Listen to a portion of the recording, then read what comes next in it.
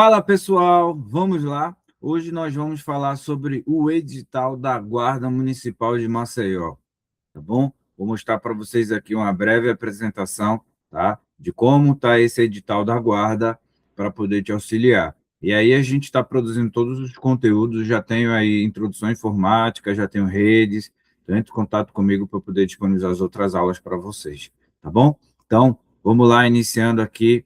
Deixa eu iniciar essa apresentação aqui para vocês, tá? Vocês vão poder estar olhando aí. Ó, vamos lá. Bom, iniciamos aí a apresentação.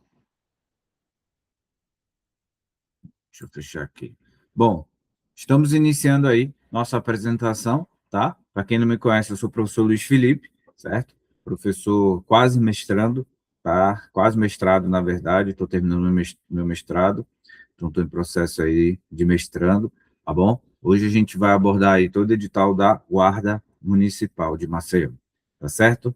E aí, tem a minha breve apresentação, tem minhas redes sociais, @FelipePM. Meu nome é Luiz Felipe de Oliveira, sou professor de informática já há algum tempo e eu gosto de entregar todo o edital para o meu aluno, então a gente estuda bastante para conseguir, tá certo? Então, vamos iniciar aqui. Ó, tá aqui o edital, como vocês podem ver aí, o edital da Guarda, tá? Ele tá bem bagunçado aí, mas eu fui e separei para ficar mais detalhado, como vocês podem ver aí no item 1, ele fala dos fundamentos de informática e hardware operacional, onde fala os conceitos básicos de computação, que são hardware e software, ou seja, toda uma estrutura física e toda uma estrutura lógica do meu computador, tá? Então, todas as peças e todos os sistemas, tá? E aí os usuários que utilizam aquele sistema, o administrador, usuário comum / cliente, tá? Componente de um computador, dispositivo de entrada e saída, ali é aquele entrada de dados, processamento de dados, é a saída da informação, que é o resultado desejado pelo usuário, tá bom? Isso daí eu tenho tudo lá na minha primeira aula de introdução à informática, tá? E aí o dispositivo de entrada e saída tem diversos, né? Teclado, mouse, e aí monitor de saída, impressor de saída, a gente tem diversos hoje, né? Dispositivos, tem dispositivo que tem ambas funções, como um pendrive, um monitor sensível ao toque, uma impressora multifuncional, certo? Aí avança em noções de operação de dispositivos móveis, como tablet e smartphone. É como você utiliza normalmente ali, se você está assistindo minha aula hoje pelo tablet ou pelo smartphone, é a forma que você utiliza, mas a gente vai ver bastante através de questões como é que a banca cobra sobre isso. E finalizando aí, tecnologias vestíveis aplicadas à segurança, câmeras corporais e rádio digital. Ou seja, hoje, essas tecnologias vestíveis, pessoal, que na verdade já vem há um tempo, ela serve para ajudar ali o servidor, né, a coletar evidências ou principalmente usar quando algo for dito que não foi exatamente como está sendo dito. Então, serve muitas das vezes como prova. E a gente vê hoje também que tem coletes, tem sensores, certo? Beleza? Então, esse item 1 é isso aí, tá? Vamos aí por item 2, onde ele fala dos sistemas operacionais, o Windows 10 e o 11, tá? São sistemas operacionais diferentes, por mais que eu esteja falando aí no singular. Aí diz a utilização do ambiente gráfico, que é a minha GUI, né, minha interface gráfica, né, que a gente utiliza ali através do mouse, foi a grande sacada do Bill Gates, né, da época lá que criou o Windows, que criou a Microsoft, né, já tinha a Microsoft, criou o Windows, sistema baseado em janelas, e aí foi a grande sacada dele para ele conseguir ter esse ambiente gráfico muito favorável até hoje. A área de trabalho e atalhos de teclado, né? A área de trabalho é como você manuseia a tua área de trabalho, que é o principal local onde você manipula seus arquivos, seus documentos, tá? Tem o explorador de arquivo, né?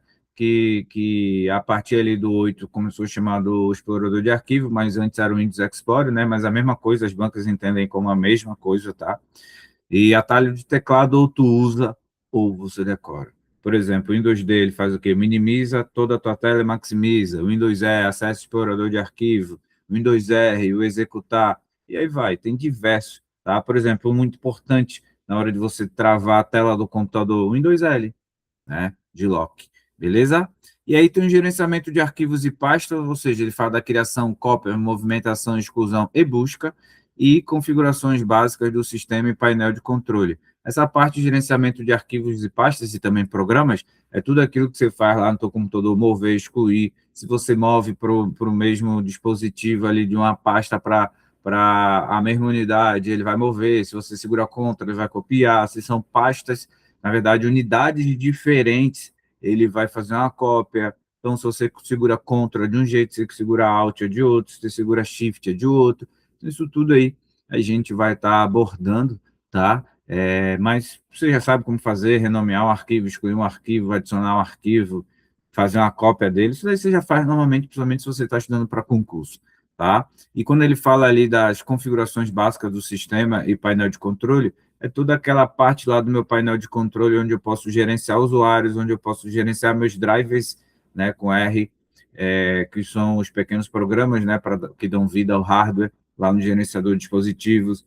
Então, ali eu tenho, poxa, inclusive aqui agora há pouco eu estava escolhendo alguns programas lá, instalando programa lá dentro do meu painel de controle, no item lá na aba programas. Então, estava lá mexendo. Então, ali a gente tem diversos mecanismos que podem te auxiliar nessa empreitada aí para o seu concurso, tá?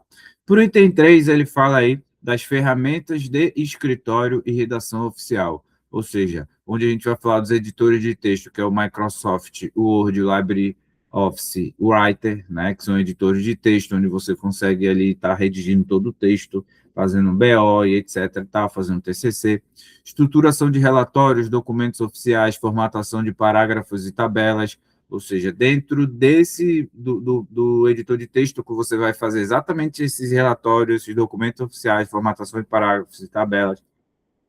Nós temos normas, né, brasileira, que é da ABNT, mas temos outras normas, então é muito importante você saber utilizar para fazer da forma correta, tá?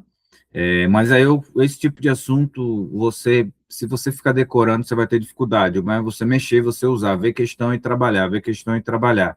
Ah, professor, eu não tenho computador, como é que eu vou fazer? Cara, veja vídeo no YouTube, veja telas no Google, que isso vai te ajudar, tá bom? E aí vem a parte, né, de planilha eletrônica do Excel, Microsoft Excel e do Calc, do LibreOffice, né?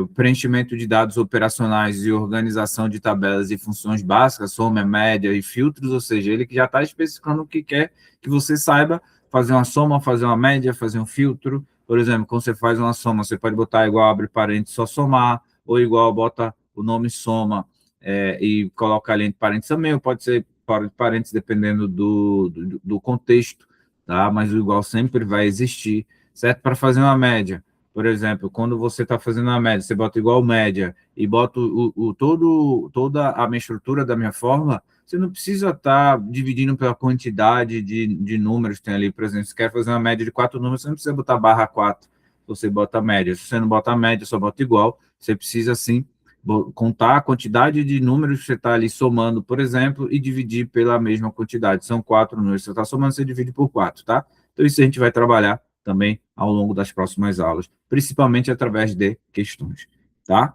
E passando para frente aqui, nós temos os dois últimos itens, que é o 4 e 5. No 4, ele fala da comunicação digital e redes, na parte de navegação na internet, busca avançada, ou seja, navegação na internet, como você utiliza ali, ó, através dos navegadores, o Google Chrome e o Edge, ele deixou muito claro que é a utilização desses dois. A busca avançada, que é através do Google, ou seja, quando você vai fazer uma busca avançada, você coloca ali entre aspas, que procura exatamente, bota um sinal de subtração de um traço para excluir, ou quer procurar uma material, noções de informática em PDF, vai botar file type, dois pontos PDF. Então, são técnicas que te ajudam ali a você conseguir fazer uma pesquisa e conduzir uma melhor busca avançada nesse teu processo, tá? E aí, como falei, dos navegadores, né, e serviços de mapa geolocalização, ou seja, o Google Maps, né, temos o Waze, tem alguns serviços, ele não deixou claro qual seria, mas tratando do Google, ele está falando do navegador Google como do Google, muito interessante você estar estudando e vendo como é que funciona o Google Maps, tá? Correio eletrônico, organização de mensagens, anexos e normas de etiqueta na comunicação institucional, ou seja, como é que você usa seu e-mail? Você sabe usar o e-mail? Tá? Se vai ser no Outlook ou se vai ser no webmail, mas você sabe usar esse e-mail? Então, assim, é muito importante. Você sabe anexar uma mensagem de e-mail? né? E essas normas de etiqueta na comunicação institucional, você vai receber ali uma política de segurança, você vai receber normas, as regras de como você pode ou não pode usá-lo, tá? Mas isso daí é quando você entrar. Mas é importante você saber como que funciona nas outras instituições ou como que funciona por aí, para que você não seja vendido, isso que é uma questão sobre, tá? E finalizando aí, os dois últimos itens, ele fala que é noções de rede sem fio, né, Wi-Fi, dados móveis e conectividade, ou seja, noções, é bem básico. A forma que você acessa através da wireless, como é que você se comunica, e também dos dados móveis ali através de um 5G, por exemplo, né? E essa parte de conectividade aí eu vejo que é muito mais pelas partes, deixa eu confirmar aqui, a gente vê, pronto, voltei aqui, a gente vê que é muito mais essa parte de como você está utilizando ali um roteador e como você está utilizando o switch, você entende como funciona isso. Aí a gente debate ali repetidor, tal, todo aqueles meu hardware lá e todos os meus softwares para te ajudar nessas informações. E a partir do quinto e último item, ele fala da segurança da informação e ética digital, onde eu posso te dizer que segurança da informação junto com redes, né, que é o item o 4, é o que vai mais despencar em qualquer concurso público que você for realizar, tá? Então, proteção de senhas, a forma que você protege a tua senha, de como você coloca a tua senha, a autenticação em 2 fatores, ou seja, quando você coloca a tua senha para você acessar um sistema, um dos fatores podem ser enviar um SMS para você ou enviar um código por e-mail para você pegar aquele código e colocar para você acessar, ou seja, são mecanismos, são formas que garantem, entre aspas, porque nada é 100% seguro, mas que garante uma forma de você acessar, que te traz um pouco de segurança na hora de você logar no sistema, por exemplo. Tá? Identificação de ameaças, vírus, malwares e ataque de phishing, ou seja, como é que funciona a ameaça, como é que funciona um vírus, um malware. Lembrando que tudo é vulnerabilidade. Se eu estou vulnerável, eu tenho risco de sofrer uma ameaça, ou seja, uma vulnerabilidade é a fraqueza de um bem, tá? Consequentemente, eu tenho um risco, se ele está vulnerável, de poder ser explorado, de ter aquela exploração da vulnerabilidade, e depois uma ameaça dele pegar aquela informação, ou trocar a tua senha, ou usar de forma para denegrir tua imagem, ou seja, de forma moral, ou com algum prejuízo financeiro, tá bom? Uma malware toda, vírus é a forma que você tá fazendo cópia dele mesmo, né? Tem alguns tipos de vírus, né? Mas o vírus ele vai criar cópia dele mesmo, de forma que ele se replique, mas ele é parte do programa, ele é um programa, ele precisa ser acionado, ele precisa sair do modo inerte para ir para o modo ativo, ele precisa ser acordado, que alguém clique 2 vezes nele, é um software hospedeiro, tá? Malware são todos os meus tipos de softwares maliciosos, e ataque de phishing aí, que é uma forma de você achar que está se conectando numa página e correta, aquela página é fraudulenta, ou seja, uma mensagem que ela é enviada às vezes, de cunho comercial ali, quando você clica, você está sendo enganado acessando uma página indevida, tá? Procedimento de backup, que é a minha cópia de segurança, né? Para garantir um backup, eu tenho que ter cópias em dispositivos diferentes, ou seja, para eu ter um backup, eu tenho os dados armazenados principal ali no meu computador e na nuvem, sim, é uma cópia, mas em 2 pastas diferentes no meu computador, no meu celular, não é uma cópia, tá? E armazenamento em nuvem, né? O armazenamento em nuvem é algo que a gente está utilizando constantemente. Eu costumo dizer que pode sim já ser o seu backup, mas aí é de acordo com o usuário. O usuário pode falar: meu computador é o backup, minha nuvem é o principal, tanto faz, né? Mas eu gosto de chamá-lo como backup, tá? Que é armazenamento em nuvem, e conceitos básicos da Lei Geral de Proteção de Dados aplicados ao tratamento de dados de cidadãos e ocorrência. Isso daí é uma lei nova, né? Relativamente nova, né? Então, entender como funciona essa Lei Geral de Proteção de Dados, isso daí tem muito a ver com direito, tá? Então, esse tratamento aí dos dados que ele faz cidadão e ocorrência, você não pode revelar esses dados, você não pode publicar em qualquer lugar, os dados são sigilosos, eles são exclusivos das pessoas, como um CPF, informações que, sim, não se deve estar sendo compartilhado, e muito menos você deve falar, você tem um acesso a uma pessoa, um contato de alguém, você deve entrar em contato com ela sem essa devida autorização, tá? Você observa aqui que muitos dos assuntos, ele transcende um pouco a tecnologia da informação, mas tudo é tecnologia, né? Onde todos esses sistemas, onde todas essas leis, onde toda essa administração que a gente tem, é feito dentro de computadores, é feito dentro de servidores, é feito dentro da nuvem, tá bom? Então, a gente tem aí esses 5 itens, tá? Por aqui eu vou finalizando e a gente se encontra nas próximas aulas. Eu estou aqui para poder ajudá-los nesse processo, tá certo? Um abraço para vocês do professor Luiz Felipe. Até a próxima. Fiquem com Deus.